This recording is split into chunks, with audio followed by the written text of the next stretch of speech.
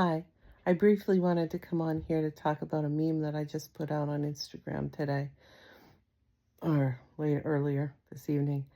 In any case, it was about a conversation I had with my son where he told me when he got home from school that he was doing all right and that he had a good day or whatever. And then later, he told me that he didn't. And I'm like, well, wait a minute. Why did you tell me that your day was okay if you didn't have a good day? And his response was, I didn't want to make you unhappy. And in this case, he was just trying to be considerate of my feelings. However, what I tried to highlight for him is that he's not responsible for my feelings. He's not responsible for my happiness or how I think, which is usually what is responsible for whether we're happy or not. But at the end of the day, that's my responsibility, not his. He is, however, responsible for how he feels and how he thinks, which feeds how he feels, right? Don't give your power away. That's what I was telling him.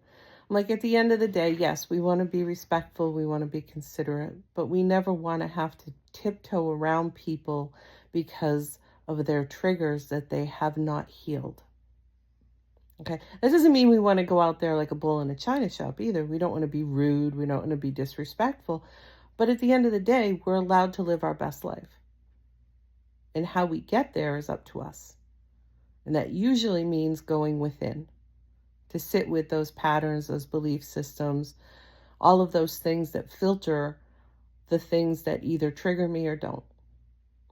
Okay, the things that add to my happiness or take away from it, right? A lot of it is self-accountability. In fact, all of it is to some degree. But there are some things that we can do differently in our life where we show up differently that can increase our happiness. Like if I'm struggling with emotional vulnerability because I didn't get enough sleep, well, that's a choice that I can make. I can get more sleep the next night, right? So there are some pragmatic things that we can do. And then other things are sometimes deeper than that. It's belief systems. And ultimately, the people that are for you are going to be supportive of you and want you to stand in your truth and not lie to tiptoe around them.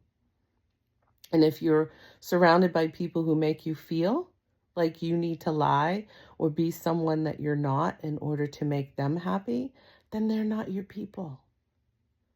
And they clearly have a lot of healing to do themselves because at the end of the day, each and every one of us is responsible for our own thoughts and our own happiness. The world can fall apart and it shouldn't, well, I don't want to say should because that's shaming, but at the end of the day, whether that takes away my happiness or not is really up to me. Okay?